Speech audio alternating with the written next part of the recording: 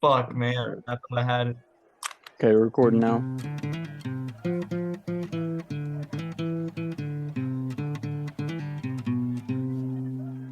I, Nick, I thought you were.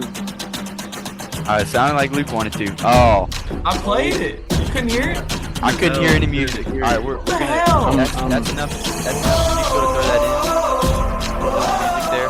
Fuck, Welcome back to the man. podcast, informally known as Yankin My Ball.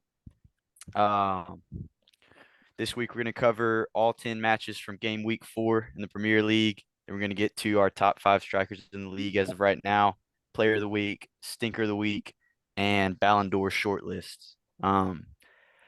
Starting off with West Ham Luton. I predicted 1-0 West Ham. It was 2-1 West Ham. Hey, you gonna Um, introduce the guys who we got on today? hey, here we go. I'm Nick Miguez, joined by Luke and Adam IU, Christian Ertel, and Will Aguilar. All right, starting off with that West Ham game. I don't know if y'all saw, but they had a linesman. Neil Davies looks exactly like me. Look up Neil Davies in your free time. But anyway, starting off the game for the first really probably like 90% of the game, West Ham looked every 50-50 ball, every individual battle looked easy for them, which allowed them to have a lot of chances.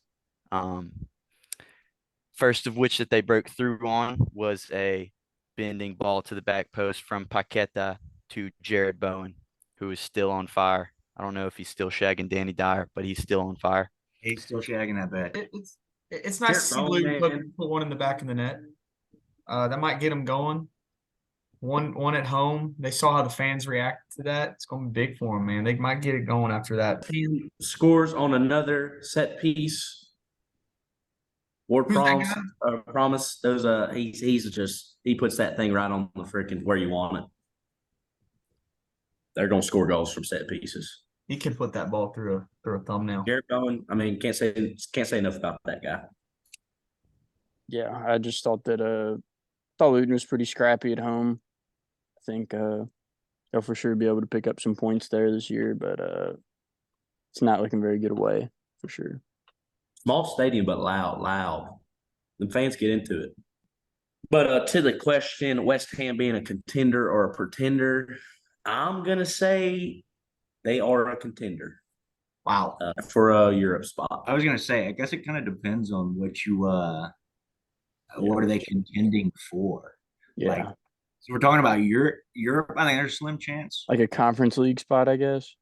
Maybe you get in the top 8, in my opinion. I could see them maybe getting a conference league spot, but that's about it. I think they do very well to get the top 10.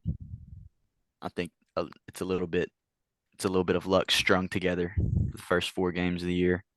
I mean, I think they have 9 goals this year, with maybe like 15, 16 significant chances. So, I mean, if you can put away 50% of your significant chances, then yeah, I mean, you'll be a contender for whatever, but I don't know how long you can keep putting away every other chance you have. It'll also be interesting to see if they can keep this form up once they start playing Europe ball and everything. They could finish Conference League or Europa League spot. I think They're conference league this year, right? no, they're Europa. They're Europa. Europe. They won the conference league They last get the year. bump for winning the Conference League, but Okay. coming into that question, I would have said no, they're not contenders. But when I started to think about the teams that would be around those spots, I mean, they all look shite. Chelsea looks like shite. Man U looks like shite to me. I think West Ham, with a guy like Ward's Prowse, he's just going to get his job done, and they're going to win the games they're supposed to win, which is the biggest thing. To Sheffield versus Everton, though, 2-2 draw. Probably the 2 worst teams in the whole entire Premier League. But Everton's just extremely unlucky. I think that, I mean, at least for the first half, it felt like they had the bulk of the chances. And they just blacked that final ball. I think that's the only thing that's holding them back. Everton went 4-3-3. Everton went with a 4-3-3. I don't know how many times Sean Dyche has ever done that, but they went 4-3-3. It looked like a shit contest, honestly. Like we're not gonna defend. Nobody's gonna defend. Let's see who can actually score. And I think Cameron they Archer, all man. think they each heard the 0-0 rumors, and I think they looked like they kind of wanted to score. They couldn't at first, but then they started to, and they got 4 total. When you beat the you can't score allegations, man, that's Cameron Archer, man, I'm telling you for Sheffield, he's a new signing. I think I think he could be pretty. I'd got keep that something. guy, keep it in your back pocket because he had some. He's got a rocket tied to his first boot. goal he had, the first goal he had was clinical, and then the second one was about 2 inches from being perfect. Mm-hmm. And then, man, that Pickford double save at the end of that game was some of the best. That's why he's number one. That's exactly what I was about to say. Continually shows why he's ahead of Ramsdale, regardless of what shitty team he's on. Yeah, Ramsdale's not making that double save. No way. that motherfucker cares. And that's the shit that keeps you up. Yeah.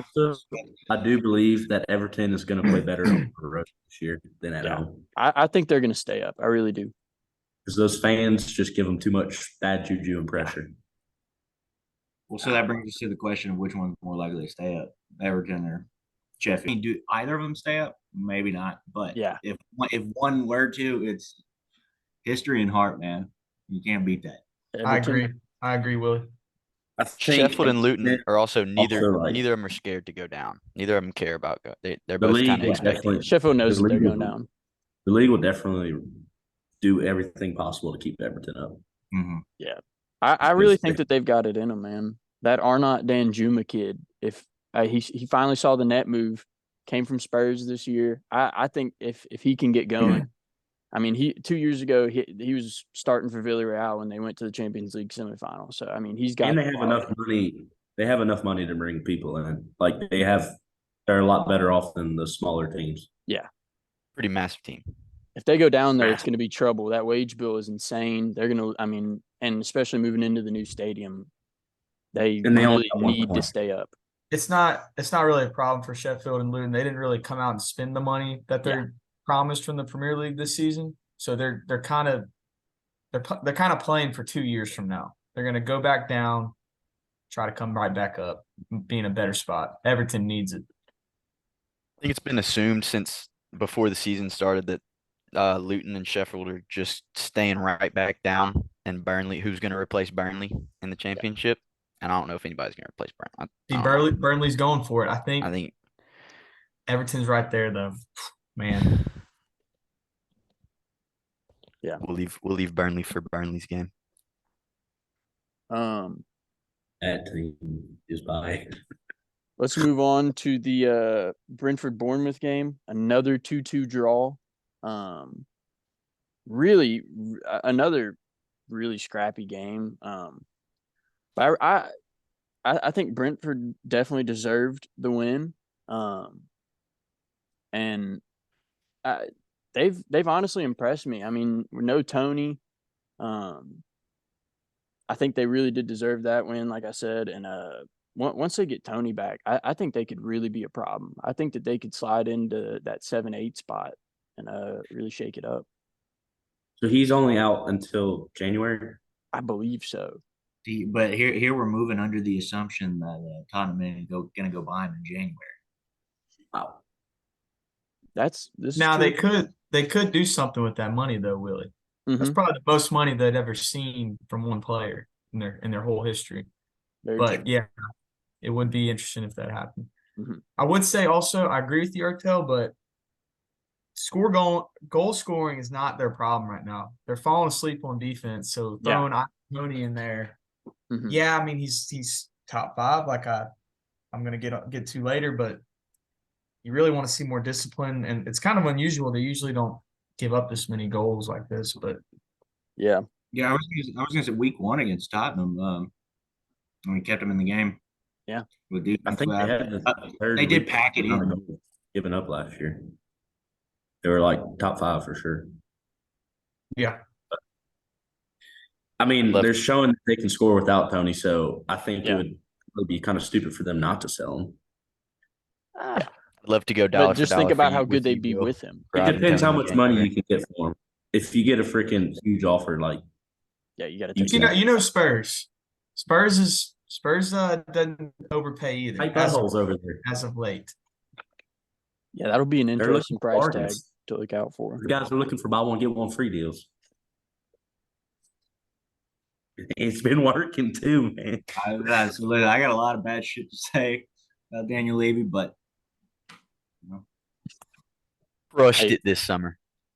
Hey, Go still to on the questions topic back in. of Brentford though, Embuemo is quietly having a really, really, really good year Season. without Tony being there. So I mean, he's one to look out for. I Yep. think he's got 2 or 3 goals now, maybe even more. He's been doing really, really well. He's got And 4 then goals this year. He's got 4. he's got 4. Wow. 4 Is and he 2 tied? games. Is he tied at the top? No, No, still there's not no on way. the team. He's got 2 from penalties though. Okay. But So Tyler Adams still not in the team. Do we know what's going on there? he'll be there. Recovering. He'll be there after the international break and everything. He's not going on international break, so he'll use that time to get back. He should be back. I didn't know. I didn't hurt. Yeah, he's hurt. Same with Gio Reyna. They're both practicing though. All right. For a week or 2. Is Bournemouth in trouble? I would say no because they did get a result here. You know, it's not like they got spanked. Yeah, I think they've. I don't know. Can they sustain it for a whole season? You know, I don't think they'll compete for anything. I think they'll be around 14, 15, 13, you know, somewhere in there. you don't think that they could slip back down? no, I don't see that. I've seen, I think they look better. I mean, there's easily 3 teams you can name worse than them. I think they're head and shoulders better than Everton. Yeah. I really do. And Little note Burnley. about Bournemouth though. Their coach subbed on the guy who assisted and scored their goal, their second goal. So that's good coaching. Like to see that. Great sub. Important. That's all I got on that game though. Might be a coach out in Newcastle needs to take notes on them subs. We'll get on that Alrighty, later. Though. Maybe soon. We'll get to that though. Let's move to Tottenham versus Burnley, and we're just gonna hand it off to Mr. Splues.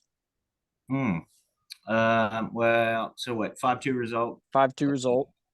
Predicted 3-0, but it I don't know. It's a lot of a repeat of what you've been seeing the entire season thus far. It's beautiful Ange ball. I guess big takeaway. He listen, as you guys know, I do have some insider intel, and sources do say that Sonny was Ange's ideal number 9, but out of respect for Richie, which I can appreciate, you give him the time of day for a week or 2, but and like I try to take the guy's side. I'm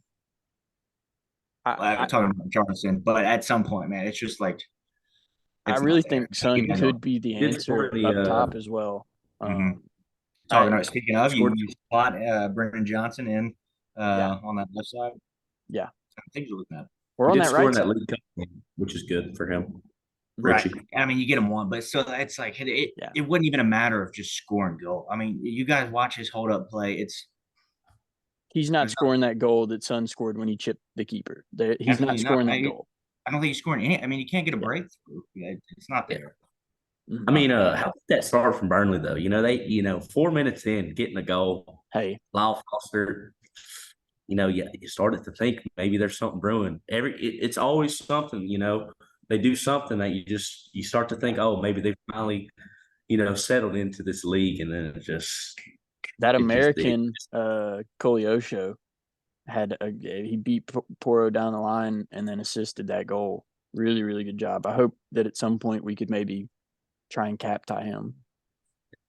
Their defense just looks like deer in the headlights and bad. Freaking Madison looks phenomenal still. Mm-hmm. Romero, I mean, we talk about random people scoring for Tottenham all the time. Romero outside the box. If you had that on your bingo card, what a strike! Go ahead and stand up. An absolute howler. It was disgusting. No, well, dude, talking about him, like him and Van Ven, it's the complete perfect partnership, in my opinion. Could be biased, but it's you got Romero's aggressiveness and then the speed. with Van Ven. It complements really, really well. Mm-hmm. I thought the keeper made some good saves again too. He's been impressive. He's raw, really athletic, kind of rough around the edge, but he's. I'd almost rather someone like that than I don't know. Like Paris was really good, but like you just expected so much out of him. Like when he made a mistake, it was just like, "Fuck this guy." Mm-hmm. So that's kind of how this whole Spurs team is. The expectations were low. They're playing more freely than some of these other guys that got to stick up their butt. I don't think you can buy enough stock in Spurs right now. It's a time to be a Spurs. It is a great time to be a Spurs fan. Well, so my only negative takeaway is that if Destiny Udogie keeps playing the way he's playing at 20 years old, Real Madrid's going to buy him in a year and a half. It's my only negative from the thing. I think Pedro Porro had a great game as well. Other than getting beat early on, he was playing some amazing balls. It kind of sucks not seeing Emerson Royale back there, but if Porro keeps playing like that, he's going to be on the field. He's got to be. And people talked about maybe moving him up to the right wing, but you don't get that that's what makes the team run. His creativeness from the back, creativity from the back is. I agree. I think Will had Spurs finishing second, and I think that looks pretty good. I think Liverpool and Spurs are levels above whoever's next. Gee, you guys, I was surprised when we did that because not a lot of you had. I had a weird, not that I knew anything about, but I had Liverpool high up. I just had a weird feeling. I did. I had him in the Champions League. I got him top 4. I didn't think they were going to gel that quick. It just looks so easy. So that'll bring us to our question. Are Spurs the second best team flat out in the Premier League right now? There's 3 second best teams in the league right now. So I'm going to say Liverpool, Spurs, and Brighton. And I'll say Arsenal's a notch below them. Wow. So I think Liverpool's second best team. And I say this because I feel like Liverpool can go into Tottenham and get a win, but I'm not sure if Spurs yet can go into Anfield and get a win. Can I say something else? Liverpool is not playing with their food like they used to. They're getting 3 points where they're supposed to. Liverpool also is the only team in the past 5 years that have shown they're not scared of City. They'll probably get a couple points off them at least this year. That is a massive. Tottenham does have a track record. And listen, Tottenham, I'm telling you, man, the amount of points you got from City in the past 3 years, dude. We're gonna need you to sit down on that one, bud. Yeah, you're right. They did beat them opening day a couple years ago. I don't know how they did last year against. They have not in the new stadium. They have not scored a goal. Wow. In 5 games. Wow. In 5 games at Tottenham. Wow. Not White Hart Lane anymore. At Tottenham Hotspur Stadium, have not scored a goal. Hotspur is scary. I'm just gonna fucking say it. They're number 2. I really love Liverpool, but the possession, how much they dominate it, the pace of the game, they completely control it. How well Madison's playing, Basuma. If they keep Son up top and they put Brennan Johnson on the left, they're the second best team. I think they're scary. Transfer window has officially closed, so it looks like Mo Salah is staying for now. We'll get to them later. Which is, I'm actually really happy with that. Yeah. Miguez, I think the top 3 is completely solidified. I don't think those 3 have any competition, but I think Arsenal and Brighton are going to claw it out for 4. So wait, who do you have as your top 3? Man City by a good bit, Liverpool, and then Tottenham's right under them. And then there's a good gap. Yeah, I think it's definitely Liverpool or Tottenham right now for that second slot. It's definitely close. Tottenham has no European ball, right? Good point. Which is good. Not. Yeah, I think they could definitely do a hurting on the league for sure. Maybe get a cup trophy. I know they're already out of the Carabao. Agree with that, but we saw how we treated the Carabao Cup. Yeah. Still got the FA. Miguez, we're just gonna let you introduce this next game. Okay. Go ahead and let it out, buddy. It's a safe space. I owe Nottingham Forest an apology. I wasn't familiar with their game whatsoever. First of all, Their one goal though came from okay. I naively said that they're not on Brentford and Bournemouth's level. I think they're a step above both of them. I think Nottingham is pretty especially decent. with all the signings that they just made before the window closed. Origi coming in, Sangare. They've got a lot of quality on that team. A lot of young quality. Right back. Yeah. Matt and goal. Come on. Good mix of veterans and young kids. Yeah, I am worried, I guess. I'm not confident we're gonna finish top 6, but I'm not long term. I'm not worried. Thiago Silva's 36 years old. I still think he's one of the best on our team, but he's 36. Mhm. He's the oldest by 8 years. Raheem Sterling's 28, and there might be another 25 or 6-year-old. Everybody else is 18 to 22. So I think the only way we're actually fucked long term is if we get rid of Poch prematurely and let somebody else come in and just give that guy whoever he wants and spend 50 million, 50 million, 50 million for that guy. I think as long as I think we're pretty set now. I would love Ivan Toney, but I think we're pretty set for 5 years from now. If you look at, I said this last week, but if you look at Man City, Liverpool, Tottenham's an exception, which is extremely impressive. But Man City and Liverpool, they've had the same core for 5, 6 years, and you could just tell. Like it's just all the little things are so easy, and the little things for Chelsea is what is so fucking hard. It's just not smooth. It makes the whole time we have the ball choppy, and you usually need 10, 15 seconds of just smooth, just movement, and we can never get it. Nottingham's one goal. I hadn't thought about it just quick. I hadn't thought about that, but like, I guess I explain why. Like, it's kind of hard to watch Chelsea. Like, it's not an entertaining game, but they dominate like, possession, but it's no, they do, just, but they it's don't like have that so, final like, uncohesive ball, that like that final pass. Enzo Fernandez threatens to leave earlier this week. That's fake as balls. No, that's real fake as poo. No, that's fake as poo. That was from accusations Reno or whatever. No, it was from Fabrizio. It was from Fabrizio. Enzo said he's gonna leave if it doesn't pick up. I think no matter what. I saw that from that Transfer Live Twitter account. I did not see that on Fabrizio. I want to give a shout out to Steve Cooper. A lot of people shit on him.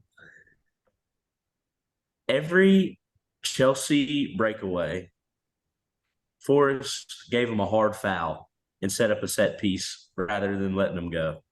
I don't know if this was coached or what, but I think it's pretty smart because Chelsea on set pieces looked like dookie. Willie did give a good shout to Steve Cooper, first game of the year. So I see. Yeah, I do. I'm telling you, Deuce, I appreciate you. You remembering that? Listen, I remember that one. Listen, the guy does a good job with the subs. It's really hard not to root for Steve Cooper, man.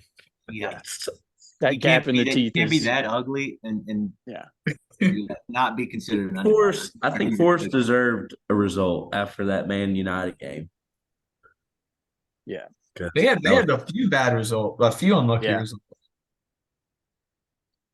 Yeah, I think really no matter what happens with Chelsea this season, y'all can't fire Poch. Like you cannot. I don't think y'all gave Graham Potter enough time. I get that he was sucking ass, but I don't think that he's a bad coach. Y'all have to give Poch time. Poch needs like 2 years minimum. Like no matter what happens. No matter where no matter like close to relegation, like y'all need to give Poch time and let him bring the players that he wants in and get the ones that he doesn't want out and build that core. Because I mean, if those kids grow with him and everything, y'all are going to be scary 2-3 years. I think people forget, but Poch is that fucking guy. He's a great motivator of players and everything. I mean, like especially with those young kids that he and we have really 4 or 5 young guys that are that guy as well. Yeah, if they stay together every day with train together every day with the same coach every day for the next 3 years. Their head straight and keeps that group and together. They don't need money, right? They don't need to sell people. Which team do you guys think is more likely to finish top 8? I'm going to go ahead and just say Chelsea. Mm-hmm. Safe. Do I think Force is a better team right now? Yes, but just in terms of talent. I mean, Force did just fucking throw the bank at the end of this transfer window. Yeah. But I think you got Poch at the reins. You've got as much talent as you could possibly want. Like at some point, it's got to come together. And you think over the long run of the season. If Nicholas Jackson catches a good run of games, we're top 8. We have top 8. We got top 8. At the end of the day, you still do have the potential Ballon d'Or winner for next year in Raheem Sterling on your team. Right. So I mean, that's just something. I mean, that guy can win games. No goals this week. No goals this week. Listen. If Nicholas Jackson gave him the ball in the 4th minute, he was wide open. Oh my gosh, yeah. The only reason that this is even a question though is because Chelsea's so hurt. If they weren't this hurt, then it wouldn't. Chelsea would be finishing top 8 for sure. I think with the moves that Nottingham made, and Chelsea being this hurt, I think Nottingham could have a shout. I think they could both finish top 8, but I think Nottingham could be like 7th and Chelsea 8th, something like that. This feels like a 9-8 finish. These two. I mean, I think they're both right on the edge. Just like so, who would finish high right now? Man U's not in the top 8. Newcastle's not in the top 8. Aston Villa's shown good spurts this year. They're on the top 8. I don't think it's a for sure thing that Chelsea finished in the top 8. No, it's definitely not for sure. It's not for sure for either of them, but it's more just like who would finish higher. We're about to get Reece James back. Good Chelsea since Brendan Johnson. What's the about to get Reece James, Nkunku, and Chukwuemeka back? So that's like Fulham game. City 5-1. It was one. It should have been 1-1 going into halftime.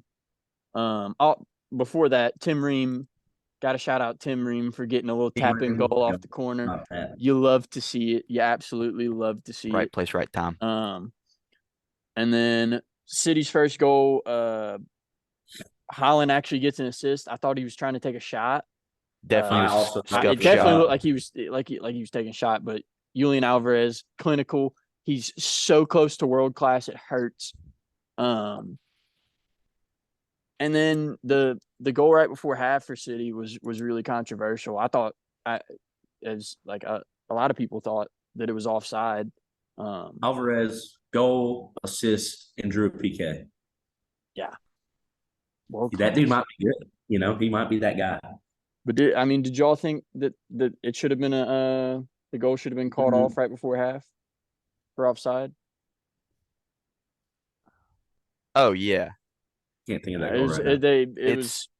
It was Ake headed the ball down, it hopped, and Akanji tried to flick it on, and he was offside, and he missed the ball. Oh, but he's still in front of the ball. He's impeding the goalkeeper's sight and everything. So I mean, he was offside. 3 yards offsides. He let the ball go between his legs. Like you got to get out of the way early.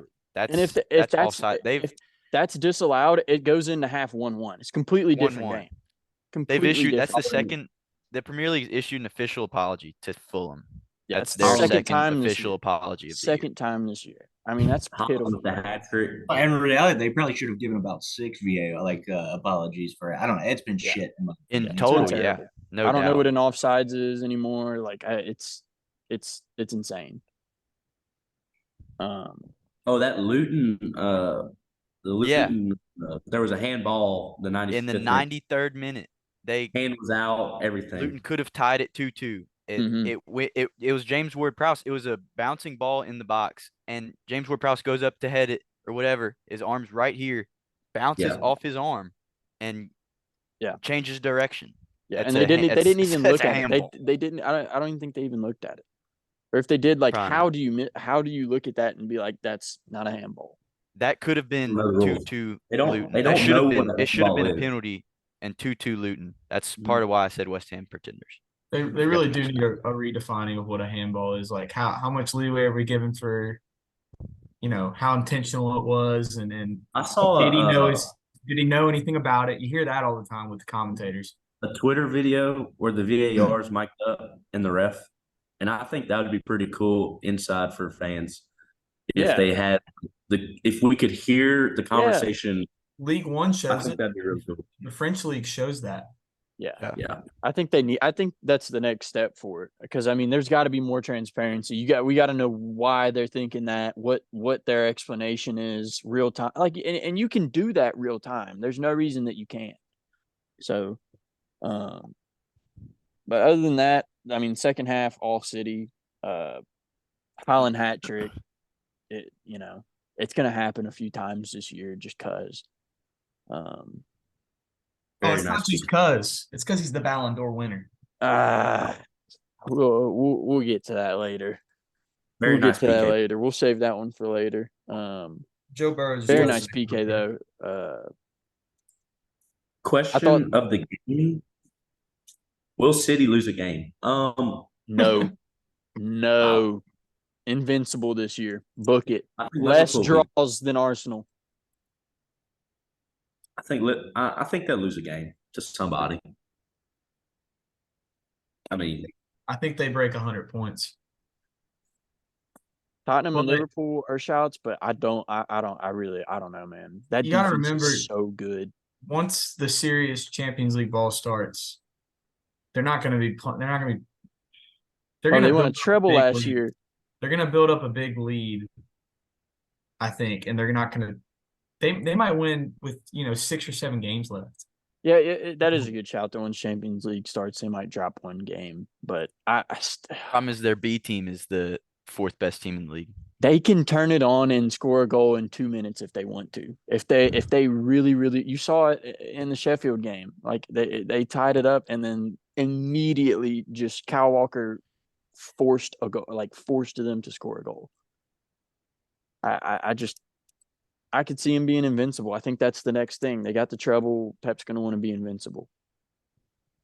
All righty, so let's get right in to the Brighton Newcastle game. 3-1 loss. I think Adam and Luke both called this 3-1 for Brighton. Very, very good call out. I first off just want to give all due credit to Brighton. Great team. Evan Ferguson, I'm not taking anything away from him with anything that I say after this. Great game. Proper line there. Hat trick. Great game from him. He's going to sell for so much money. It's going to hurt. Wow. Can't wait for Chelsea to spend $300 million on this guy. The first goal was fucking pitiful. It was a hard hit shot from Billy Gilmore. He hit that volley clean. Stomach. It hit him in the stomach and bounced out of his fucking hands straight to Evan Ferguson. And and right before that, they had it was like a bad cross that he almost let in on his near post, and he had to hit it out for a fucking corner. And it's bad enough that he can't fucking control the fucking ball at his feet. The fucking second one, Newcastle fans are not happy, as y'all can tell. The second one, he has to go from the fucking town over. It's fucking insane. It one hops and goes into the fucking goal. What are you looking at, dog? What are we looking at? And then Matoma just dribbles straight through the defense, and it's just insane. The first goal was, not only did Pope miscontrol the ball, but it was his clearance that fucking set the whole thing up because he can't kick the ball. It's just insane, man. And then on top of it, we just 2 shots on target. 2 shots on target. The quality in the final third's there, but we're just not getting it. It's weird shots and kind of weird spaces. None of the finishing was good. Callum Wilson's late goal, it was just a fucking consolation bullshit. But I'm not panicking yet. If we lose to Brentford when we come back from international break, I will be in full panic mode, no doubt. I'm really going to be questioning Eddie Howe if he doesn't make some changes to our starting 11, because I also just don't understand Oh, you won't be the only one questioning him. I don't understand how you sub Joel Linton. Maybe I could understand subbing Joel Linton out and Miguel Almiron. How do you sub Tonali out in the 58th minute when you're down? And he's been probably one of the best midfielders on the field. Probably between him or Guimaraes. I didn't think Joe Linton had a very good game. Denali gets It's subbed insane. out every game, so he must not be able to go 90. There's absolutely no way. There's absolutely no way. Something wrong with him. Get him on the fucking bike. Get him on the stationary. That's bullshit. He's coming from Serie A, and we know how that league is. It's slow pace, man. I don't think he's used to it. He needs Probably to had a get full it going, belly man. of pasta. He needs to get it going because it's just. Beans don't have the same carbs that pasta does. It just felt like we gave up. Like I think I even turned it off early. I don't even think I saw the Callum Wilson goal until I watched the highlights. It felt like we just gave up. Wow, the substitutions that we made were just bonehead, man. I mean, like Elliot Anderson is young I just don't understand bringing him on in that situation. He did well, but it's just I'm teetering on panicking. I'm just saying, with like you just said, you don't. I don't know where you stand on Eddie Howe, but you're talking about the substitutions. I don't know that he has it tactically. I think he's shown that he has, a decent mind for it, and it's got him in a great position. But I don't know that he's shown that he can adjust. That's what every good man does. You can adjust accordingly. And I don't know subs down in that, like at that point in the game, how much they were down. Like you're losing 1-0. Like you're losing 1-0. You're going to take some of your best players off the field. Got to be a fitness thing. I raised the question. When was it, week 2? I said, can Newcastle win on the road? And I had some eyebrows raised at me. And, they haven't got a result on the road yet.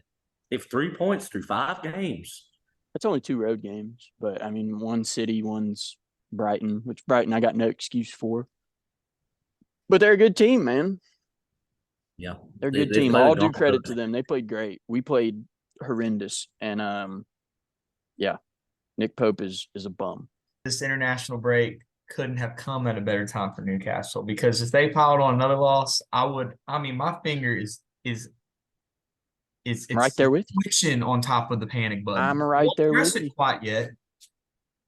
But I'm also going to say this: Brighton are who we thought they were. I mean, they've been the better team arguably in every game. They really did outplay West Ham last week. And they just sold a kid for a record transfer fee. So, sure. I'm just saying we're, a few missed chances away, a couple clearances away from them being on top of the league right now. Newcastle, if they don't wake up soon, that group they're in for Champions League isn't fun. And if they keep playing like this, that's a little sneak peek in the next week for y'all. If y'all are offered a free transfer, you have to choose between Evan Ferguson and Alexander Isak. Ferguson's 18, Isak's 23. Who do you want? Isak. Oh, Evan Ferguson.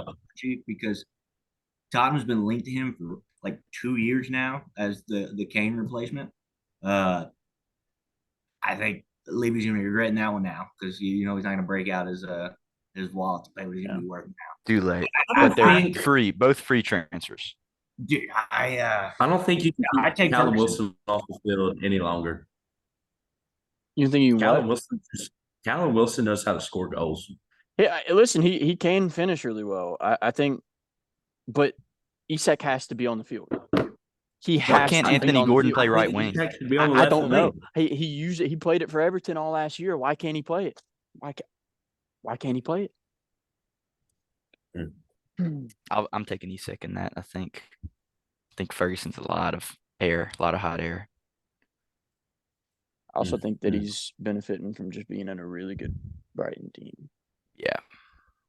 Yeah, because Isak's on a really bad Newcastle team.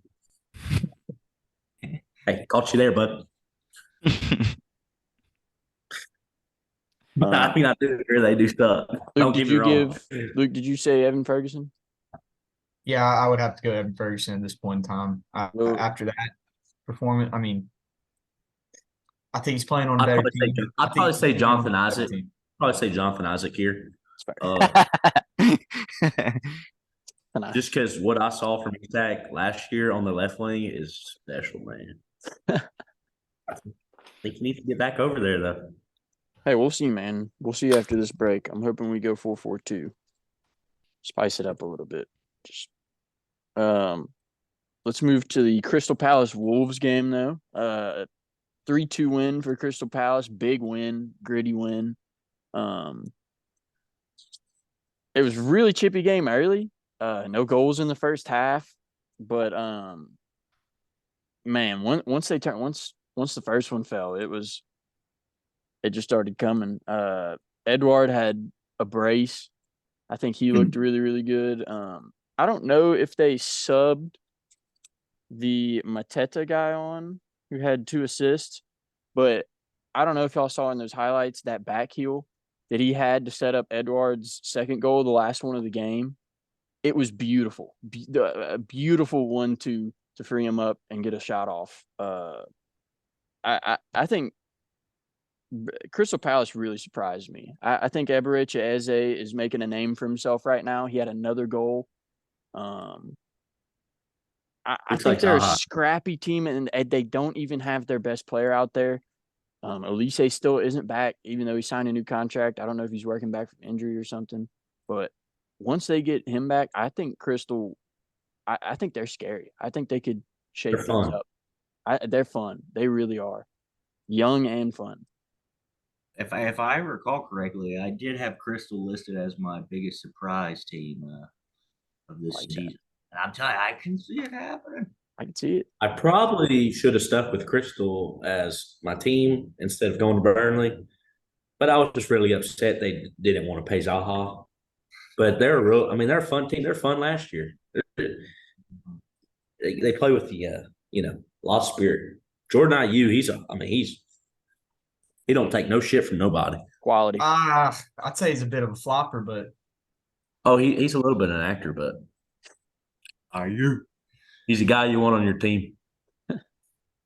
He's like a Pat Bev of soccer. I wasn't high on Crystal coming in. I'm still not completely sold, but they are surprising me. I think they are, pretty well coached. Yeah, that's about all I got. You can afford to lose Zaha when you got 2 or 3 more Zahas on the team. Yeah. Okay. Well, yeah. We'll touch on Zaha next week, bud. All right. So let's just split it up into. I'll have 2 questions for this one. Can Palace potentially get a spot in Europe? And if you had to bet on it right now, are Wolves staying up? I'll start, and I'll say that I think Palace could get a Conference League spot for sure. I don't think that's a stretch of the imagination, but maybe even Europa. And then I'm gonna bet on them. I'd bet on Wolves to stay up. I would say no to Palace. I think there's a lot of teams that I still think Villa are better than them. I think Brentford are better than them. Chelsea. I don't know. I mean, maybe they could sneak up there. It's just that's tough for me. I would definitely bet Wolves are staying up. I think there's a clear-cut bottom 4 right now, and Wolves is not one of them. Wolves is not one of them for me. Is Burnley the 4th and Everton? I think it was the 3 teams that came up. It's the 3 teams that came up in Everton. Yeah. Yeah, I think Wolves are for sure finishing between 15th and 17th. Yeah, they're a fringe team. They're a fringe team, but I think they'll be good. I don't know, man. They've got quality. They've got quality. They're a lot better than they're supposed to. It'll be interesting to see how they do after losing Matheus Nunes. Yeah, I was gonna call them the Portuguese B team, but at the same time, they've kind of lost most of them. But yeah, they still have the You know quality. what's funny? They're What's still funny good. today on Immaculate Grid, they had Wolves in England, and there's like Yeah, I saw it. they don't have a lot of English players ever. Connor Cody. They've had like 35 total English players, which is crazy, and they That's play in the Premier wild. League. Wow. Yeah, Well, they're that's what pretty you- new team, huh? Yeah, I think Crystal finishes 11 to 13. What's that Chinese dude on Wolves that scored again? Huang He Chan. Man, that boy comes in and scores. I tell you what, he's got a hell of a head He's on from him. China? I've seen him score two I headers. want to say Japan. He's No. I think South Korea actually. I was about to say, I think He's it's Asian, okay, that's what we're getting to. But he has two header goals past 2 games, I believe. Kid has a head on him. I don't know if that fried rice helps your head, but God, dog, he can play. Let's go to the Liverpool Villa game. 3-0 win for Liverpool. Man, I think they look like they're back. The only person that didn't look like Alexa, they were play back Guess Who's Back.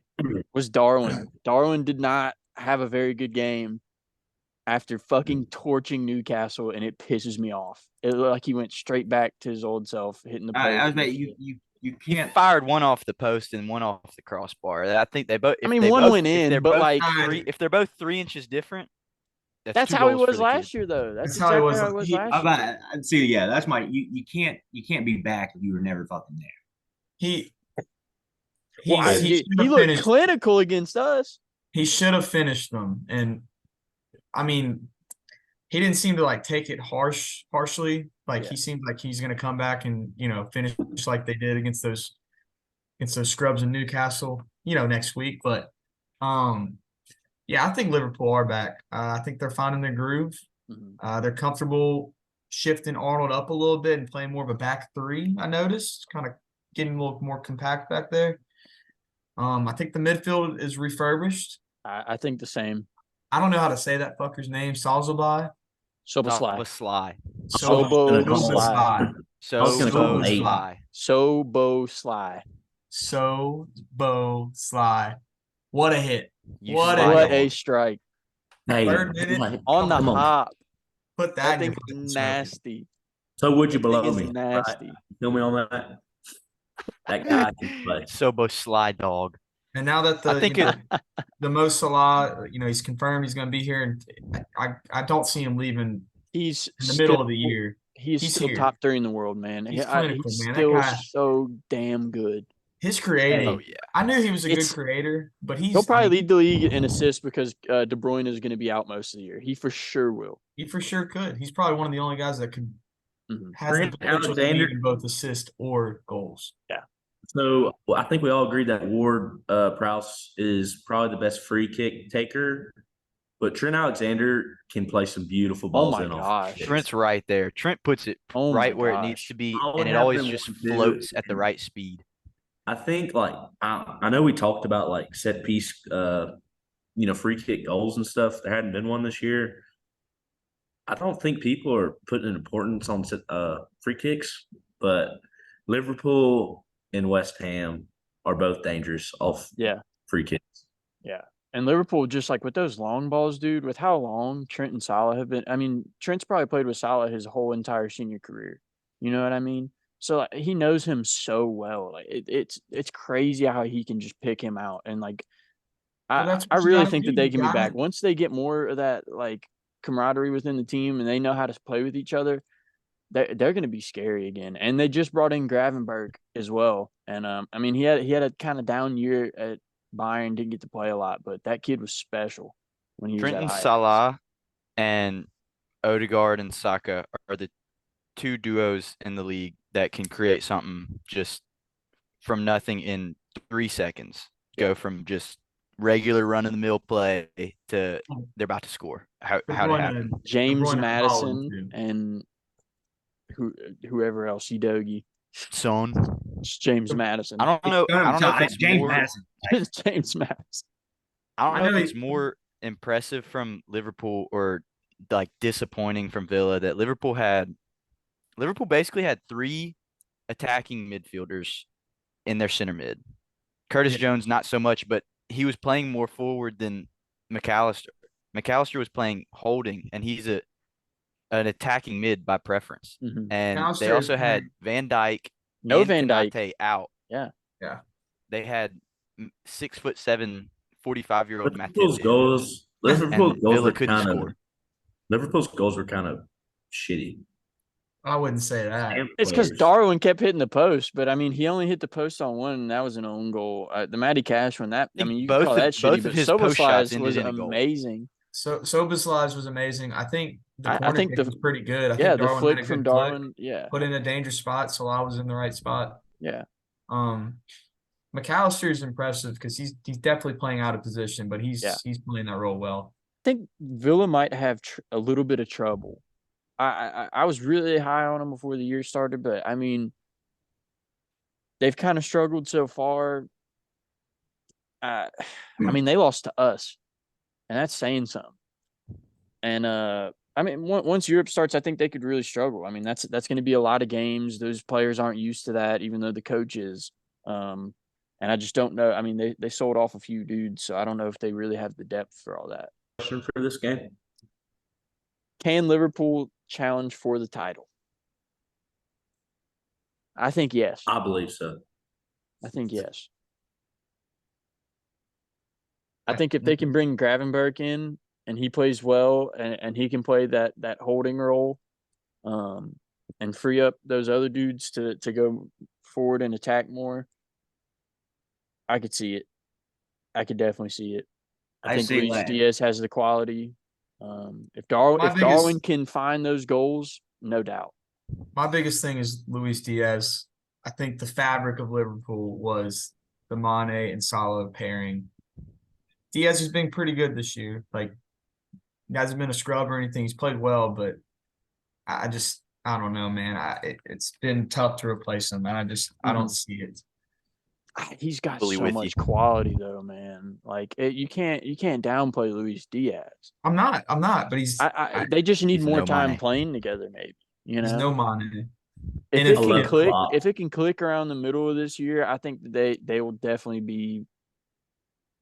They'll have a chance, but City could also just not lose a game. See, well, look, this is where I was going to. I don't know specifically if I think Liverpool has a chance, but I'm also just not as high on City as you are.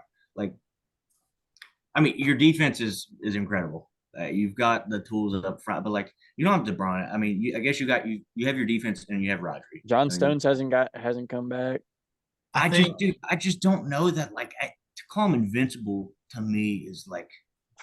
It's a crazy shout, but I mean, if anyone's going to do it, absolutely, and I agree with that. I agree. And with the way that their defense is stacked this year, and they didn't lose anyone in that window, I think they could, man. I just think if they don't lose anyone in the next window on defense, like, holy shit, it's so deep. That Sergio Gomez dude came on and fucking beat like two dudes and slotted a ball in. I think for Holland, like. He never plays. Like, that's their third left back that they would probably play. When De Bruyne comes back in like February, I don't think they'll drop a point. I don't think they'll tie anybody after that. Wow. No shot. They really might not. I could see that. We'll see. Oh yeah, it goes back to like I mean. Playing with the first half of the year, you can't win the league in the first half of the year, but you can certainly lose. Mm-hmm. So it's like I don't know. I mean, a lot's going to be telling. Champions League distractions, never know. Yeah, Alvarez is really fucking good though. Mm-hmm. Like, world class.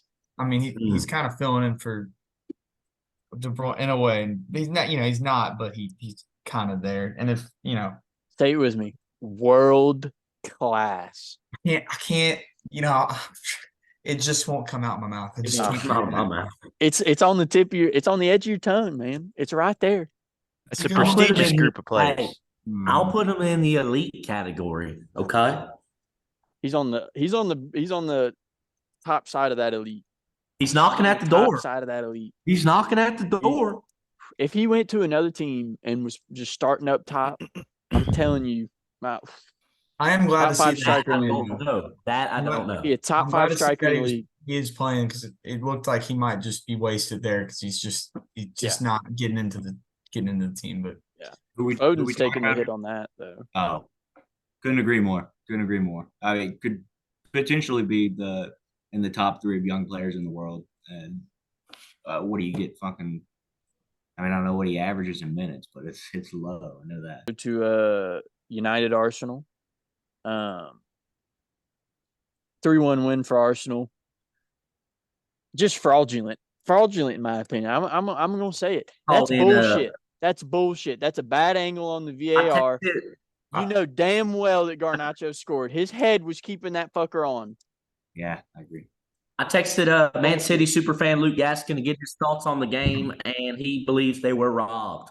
He also is very angry about the Ten Hag Sancho beef that's going on. Mm-hmm. He believes Anthony should get kicked off the team. Another Red Devil has beat his girlfriend. Yeah, get him out of there. Get him out of there. Rashford finally scores. Let's give it up for that.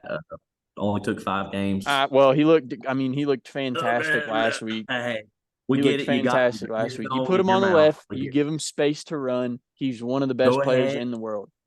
Go ahead and make your next jersey purchase Rashford because that guy's balls are so far in your mouth. And the fact that we'll get to the Ballon d'Or stuff later, but the fact that he wasn't nominated for the Ballon d'Or with 30 goals and 11 assists is absolute robbery. It's crazy. That's crazy that he did not get nominated. When Saka got nominated and he had like 12 goals, 11 assists. I don't give a fuck. They didn't even win a trophy.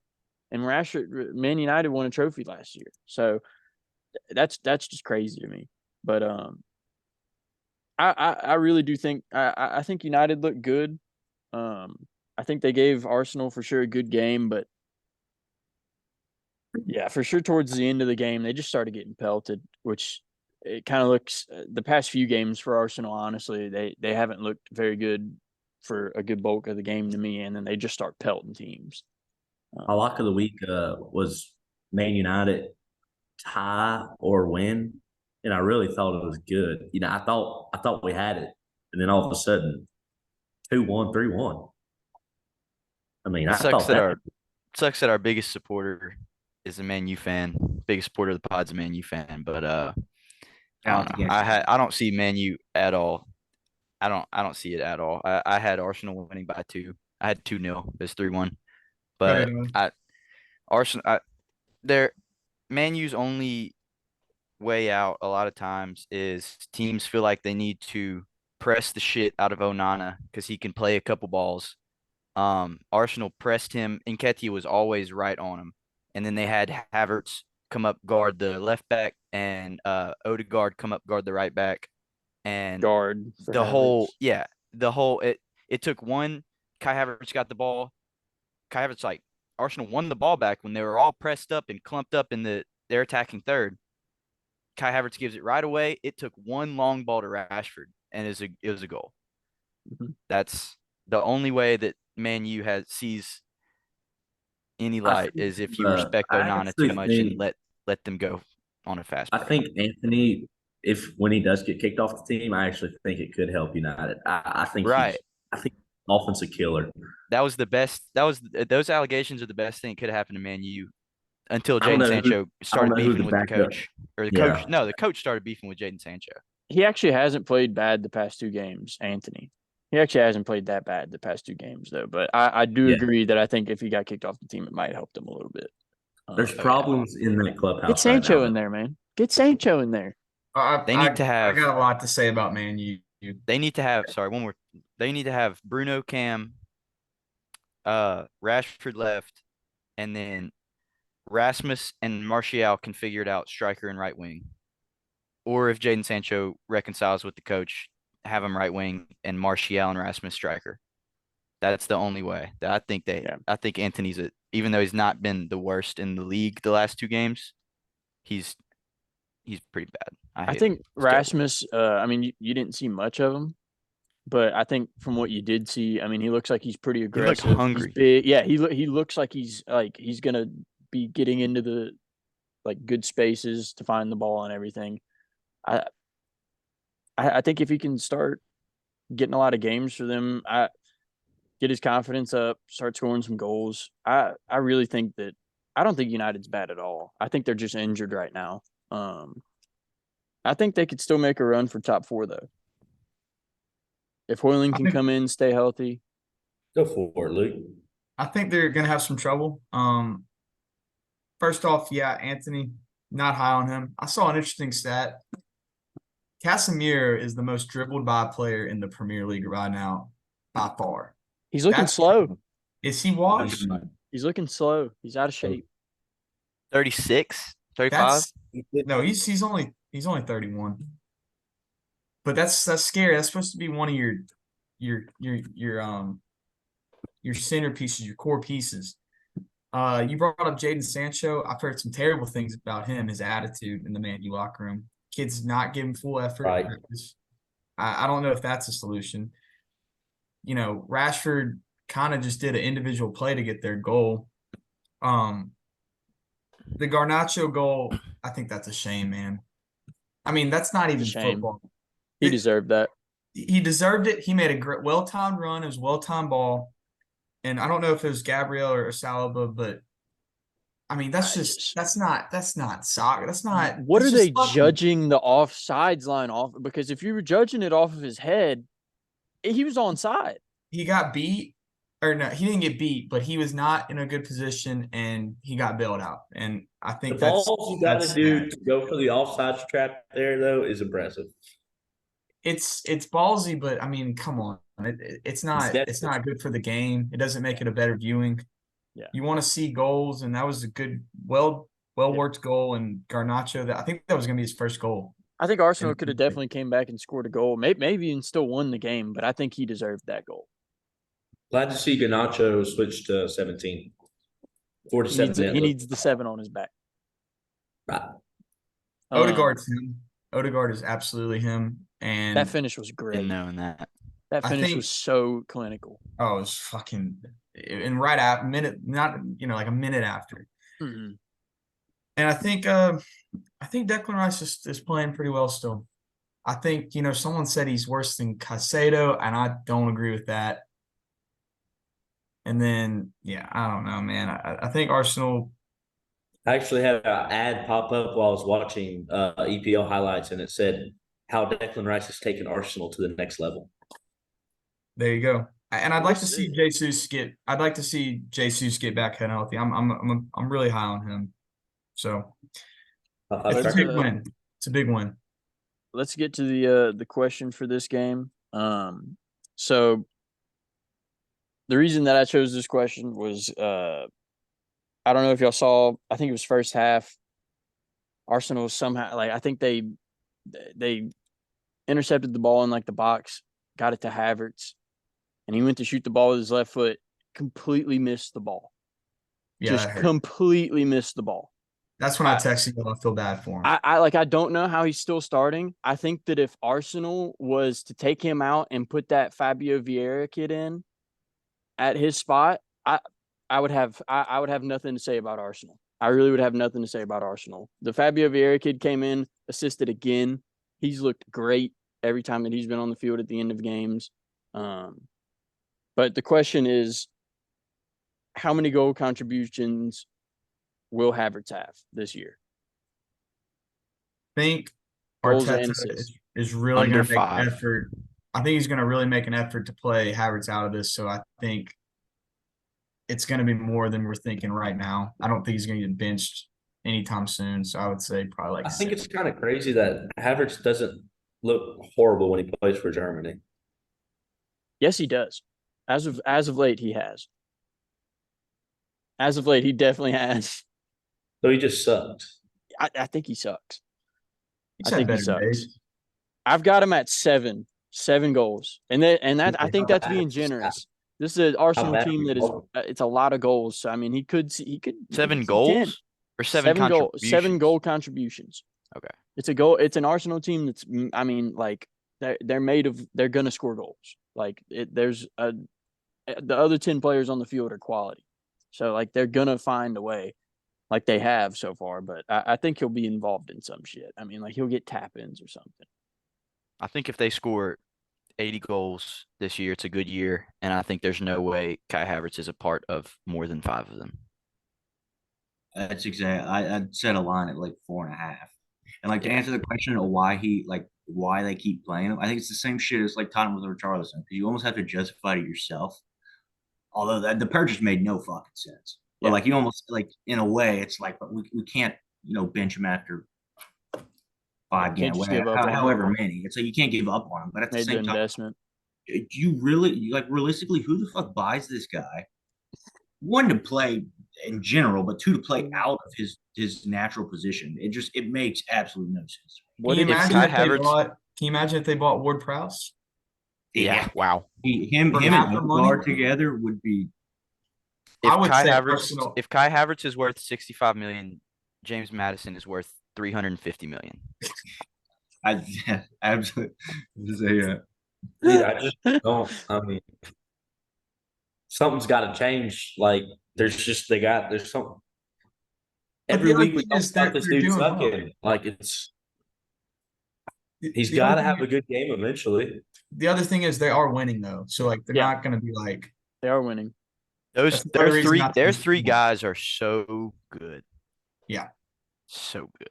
But the whole he's got to have a good game eventually. You could have said that last year. And I don't think he had a single good game. I don't know that he had one good game. Yeah, he just keeps having stinkers. He's fucking trash. Next segment, we'll go to Player of the Week. I'll start. I've got 3. It's probably the same 3 that everybody else has. It's Son, Holland, and Ferguson. I mean, I think you got to give it to them. All had hat tricks. My sleeper one though is Mateta for Crystal Palace. I think I'm pretty sure he got subbed on in that game, and he had 2 assists. So I mean, and the second one was a beautiful one. So I'll go him as my sleeper player of the week. I think all 3 of I can't take anything away from Ferguson. He's 18. I'm 23. Like this kid is crazy. But like, I think all 3 of his goals this week are either tap-ins or deflections. So I'd have to give the player of the week to Heung-min Son. Yeah. Yeah, I'll agree. And same thing. I mean, obviously, when you have 3 players on a hat trick, in the same match week, which I don't know. There was a stat that I saw somewhere. Like, shit just doesn't happen. First time in it's 1933 or something.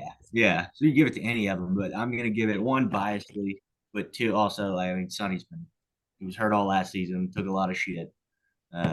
Best finish out of any of those 3. When he's on, he is a natural finisher. He's one of the and he has been his whole career. People forget that because he had a shitty season. But that chip, the guy won a golden boot.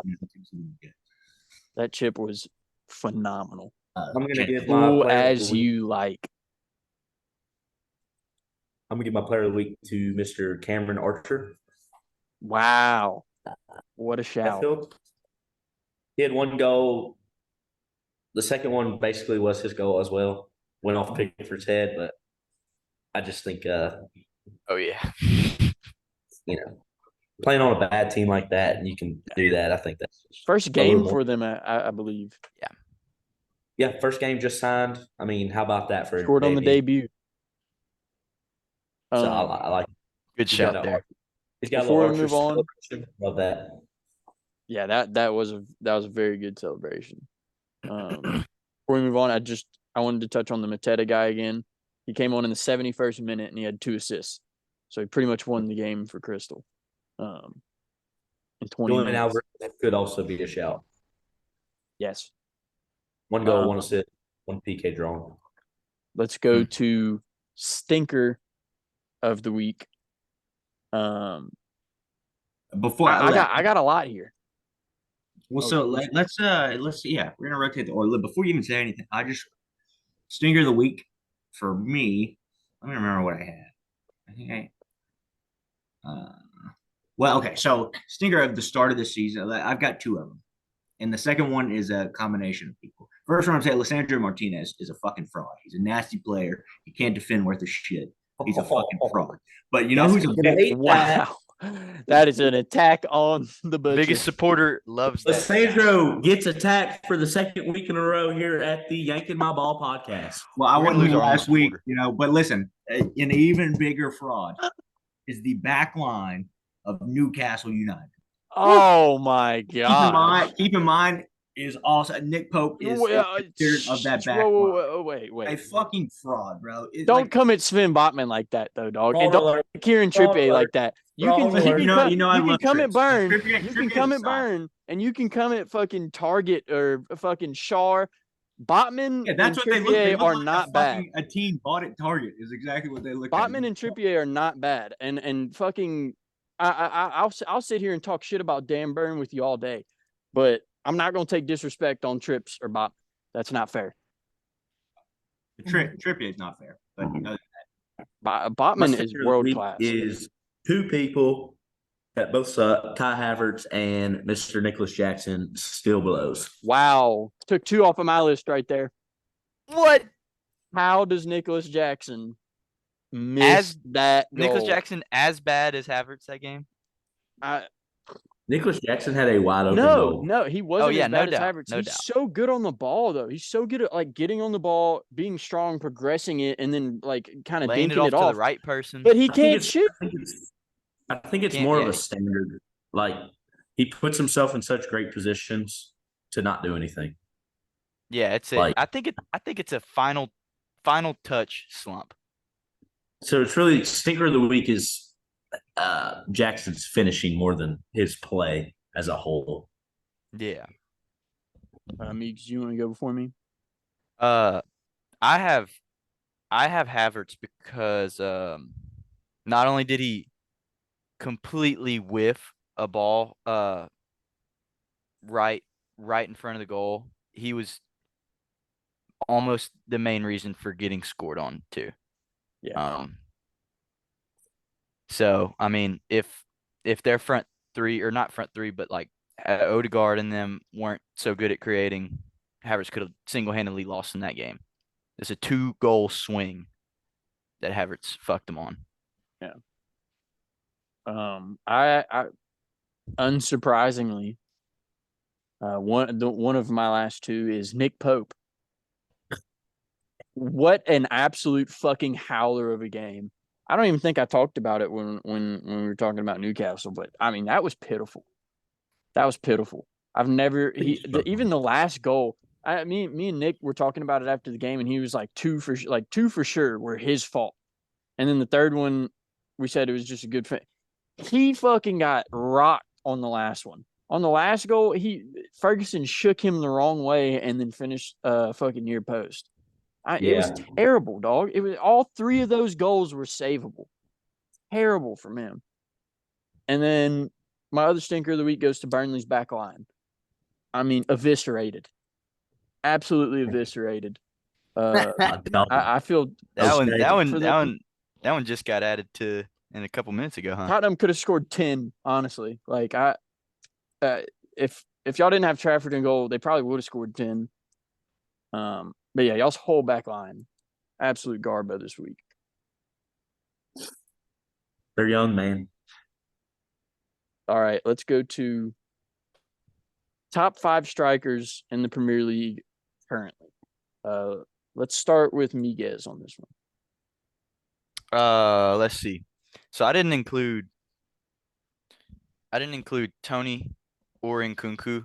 They're both just on my honorable mention, just because of their situations. But if I had included them, it'd be Tony 4 and Nkunku and Julian Alvarez for battling for 5. But I haven't included either of them. I have Darwin 5, Julian Alvarez 4, Alexander Isak 3, Son 2, Haaland 1. Okay, so you got Son as a striker. I did not classify Son as a striker on mine. Yeah, I put Isak and Son both as strikers, and I didn't include Tony and Nkunku. All righty, that's fair. Mine was Tony at 5. I've got Alvarez at 4. Gabriel Jesus at 3, which is I feel like it's a little bit. I'm a little bit iffy on that one. Isak at 2, Haaland at 1. Does Gabriel Jesus who He's a striker. starts more? He's just been hurt, so when he comes back, he'll be starting. That's my I fault. meant to touch on this or quick thing on. I think I really like Jesus, but I think Arsenal is a really good striker away from. Yeah, he's not like a conventional 9. Right, exactly. That's what. So a striker and a box-to-box midfielder. Yeah, right. Away from competing. Definitely like maybe even winning it, dominating. I had a hard time with the 5 strikers. I'll say Tony at 5, although I think he could easily move up. Yeah. I don't want to give it to Isak, but I will. I give him 4. What's the Isak 8 for? Dude, and look, I honestly, dude, the way Julian Alvarez, I want to almost put him at 1. When you're looking at ability, to me, Haaland, which to call him one-dimensional is really unfair. Dude's fucking world class. But I don't know. Anyways, my top 3 is fluid if you throw Sonny in there with them 2. I got at 5, Callum Wilson. Wow. Wow. I really think he's one of the best finishers in the league. I think he's getting disrespect. I hope he is. Hopefully we play him. And he was my pick to be stinker of the year, right? Or most underwhelming player. Overwhelming or underwhelming? Underwhelming. Okay. Ivan Toney 4, Alvarez 3, Sonny 2, Haaland 1.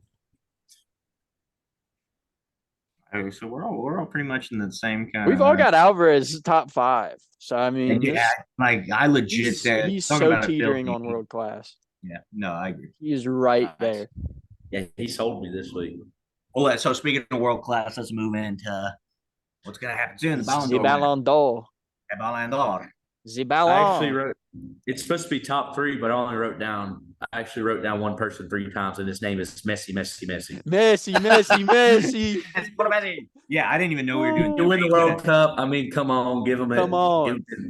Right. It'd be a terrible day. The day that Haaland is the best player, is the best soccer player in the world. He will never be the best soccer player in the world. Best goal scorer, maybe ever. Maybe best finisher, just pure striker. Get the ball to him, he'll hit it in. Maybe ever. He might be the best ever. He is nowhere near the best soccer player in the world. Dude, I'm trying not to be biased with this, but you can't watch him play and call him the best finisher ever. He can't dribble. He's not he's not. If the first move doesn't beat him, he loses the ball. Harry Kane's better finisher. I think he's the best goal scorer though. I mean, goal scorer over finisher. He scores when most people wouldn't even hope to get to the ball. Yes, reach the ball. Yes, that's what makes him last year in the Champions League when he just hung his leg up there. Who's scoring that? Nobody's scoring that. No, I don't think anybody that's ever played soccer is scoring that other than Cristiano Ronaldo. Yeah. Zlatan, come on, man. Zlatan, hey, come on. He's the better Zlatan. Good shout. Maybe Adam. He's not. Wait. He's not a better Zlatan though. He's a better goal. No, he might be a better goal scorer, but Zlatan was way better on the ball. Way better on the ball. He's a faster Zlatan with a chunkier touch. Yes. But let's just go in order. Rank our top 3. I mean, we probably all have the same thing. I've got Messi, De Bruyne, Haaland. I have that's what I got. Exactly on my end as well. That's what I got. I do want to point out too. I wish Luke Messi. I wish Luke was here because this is the one where he would. I think he had something different to say. He had De Bruyne. I think he had De Bruyne winning the Ballon d'Or, which I mean, honestly, great shout. If anyone other than Messi, I'm fine with De Bruyne winning it because he genuinely was the second best player in the world last year. If Mbappe doesn't go to Real Madrid and doesn't do shit with PSG, and say Vinny doesn't live up to what he did last 2 years with Real Madrid, can we see Holland maybe them just giving it to him, because they've given the Ballon d'Or to the best goal scorer in the world before when there was many better people. Michael Owen won the Ballon d'Or in 2001. I don't know if y'all knew that. But In the middle of Zidane's prime, Ronaldo R9's prime, Ronaldinho was entering his prime. Like three all-time top probably seven players were in their prime that year, and they gave it to the best goal scorer. But at the same time, the next year they gave it to R9, who played 10 league matches but won a World Cup. So the World Cup holds a ton of Messi. the fact that Luka Modric won it in 2018, like it has to be Messi. It has to be Messi. Here's a strange little thing that's Ballon d'Or is given out by the French organization. Now, listen, we may hold some qualms for this World Cup performance. We may feel like this is scripted in a way. He also did just leave PSG in the French league. Right. It's not a popular place for young Messi. I just think no matter what, even if they do give it to Haaland, like I won't accept that. Like he will never be the best player in the world in my eyes. And I do think he's the greatest goal scorer maybe ever. But like, and that's no hate, but like he will never be out and out the best soccer player in the world. Like he can't be. Completely agree. Next year's pick and why? Yes, next year's pick. I'm going to come out with one that maybe you guys don't know, but listen, I think Jude Bellingham's lining himself up could be a world-class season. Wow, I did not even think about that. That is a shout. That is a shout. Right. That's a shout, especially with no Vinny. They're missing a lot of players. If he can put them on his back and like win the league, he could be Kevin De Bruyne's biggest competition next year. Yeah. Also, Euros or no? Will Euros Euros will be next year. Yeah, that's what I was trying to kind of see. I think they'll be there. Yeah. Actually, no. We won't be. It won't be the next Ballon d'Or for the Euros. But I've got KDB or Mbappe. But honestly, like they could just give it to Haaland. Yeah, like if Messi's playing in the MLS now, if he just goes out and scores the same amount of goals again, they'll probably give it to him. Because who else are you going to give it to? I mean, De Bruyne is going to be out for most. If De Bruyne comes back and he just fucking throttles that bitch and has like a fuckload of goals and assists, like 10 goals, 15 something assists or whatever, like I'd still go KDB because I think he's a better player. But I'd say it's either going to be Haaland, KDB, or if Mbappe goes to Madrid. Even if Messi scores a goal and a half a game next year, I hope they don't even put him on the top three. That's here we go. Because then they have to start putting Saudi League players in the up for that. Can't have the Ballon d'Or next year will be Mo Salah after he leads Liverpool to the title. Wow, that's a really good shout. That's a really good shout. Mo would deserve one final run. He would deserve one. He really would. Like a Modric final run. Yep. I don't see it. I think he gets shut down by a 20-year-old in Destiny Udoji, but also Odegaard's my other shout. Ooh. Oh. I think O is kind of underappreciated. I think as much as everyone like I just don't see him fitting in that mold of like a Ballon d'Or guy. Yeah, they'd have to. I mean, if they were like won the league, if they would have won the league last year and they went and won the league this year, and he was like, like most assists, like second most goals on the team. I mean, like I'd have no problem with that. People pair O and Saka. They just put them together and they don't separate them in their heads. Did Saka make the list? Unless they win the league and like do well in the Champions League, I don't think one of them can. Yeah. No, yeah, you'd need like the league and a deep Champions League to consider one of them. And even at that time, I think people would be considering both of them. Would be having both of them in top Saka made 20. the list, and Odegaard also made the list. Okay. 30 people, right? Yeah. Lautaro Martinez also made the list. Or Lautaro, is that his fucking last name? Lautaro. Yeah, Altaro. Kim Min Jae also made the list. Not sure who that is. Yeah, played for Napoli Yeah. and South Korea. Bayern. Oh, okay. Big center back. I will guarantee he's not winning. Well, did you do yours for next year? Yeah. I got Jude Bellingham. Okay. Let's go to who's going to win the Copa Trophy this year. That's the best under 21 player. I got Bellingham. Yeah, Jude by a mile. Yeah, it's pretty clear. I got Musiala. That's a good shout. It's a great shout. All right, and then who do we think will win the Copa Trophy next year, best under 21? I got Yamal Lamine for Barcelona. It's Lamine Yamal. It's Lamine Yamal. Lamine Yamal. Miguez, I can't believe you did that to me. Oh, damn, I said it wrong I too at the can't believe beginning. you did that to me.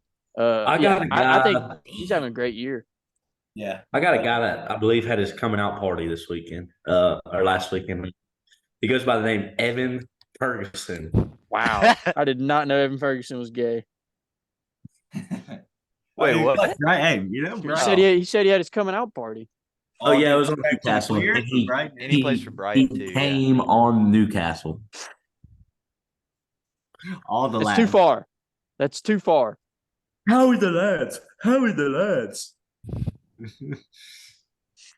How we the lads? It's going to be crazy when Burnley wins before Newcastle wins again, and they're going to have the same amount of points. We'll be Y'all aren't playing. going to win a game this year. At the bottom of the table. We're going to string 7 on y'all. I think we play Newcastle in 3 weeks at St. James. That should be 3 points for Burnley. Good. Fucking easy dub, bro. I love playing fucking kindergarten teams. Y'all need some confidence. Who's y'all's next year win for under 21 though? Who's your coach for England next year? Because mine's Eddie Howe. Answer my question. Oh shit. Who do y'all have as y'all's under 21?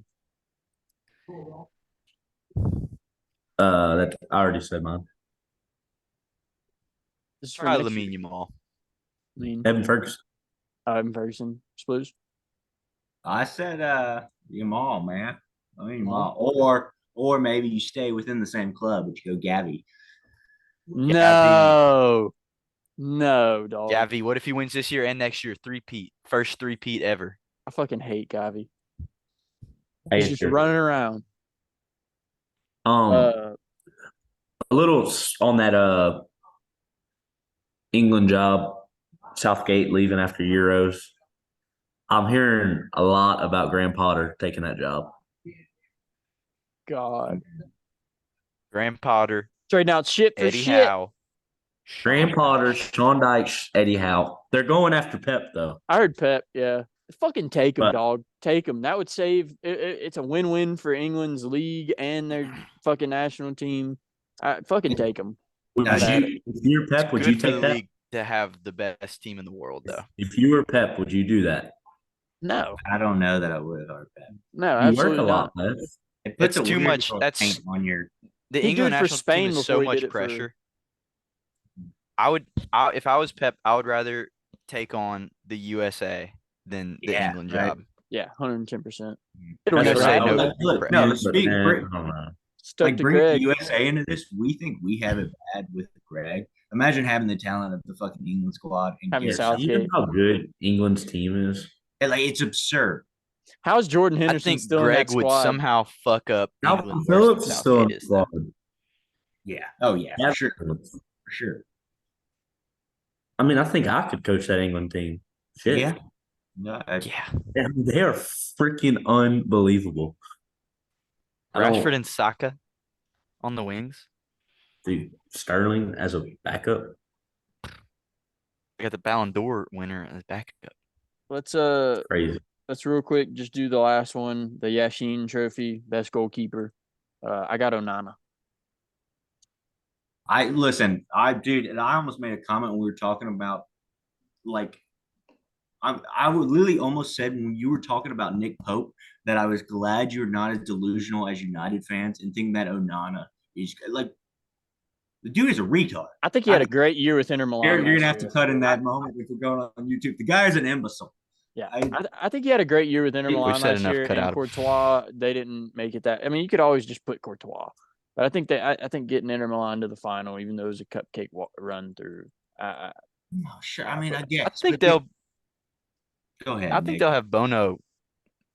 Yeah, I mean, he's a good big chunk of why. What about Martinez?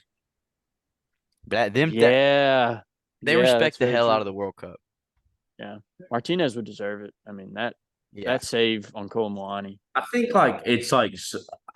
they could easily just be so strong, with the World Cup. Like I feel like, they could easily go Messi, Martinez. Is Alvarez on the list for U21 or no?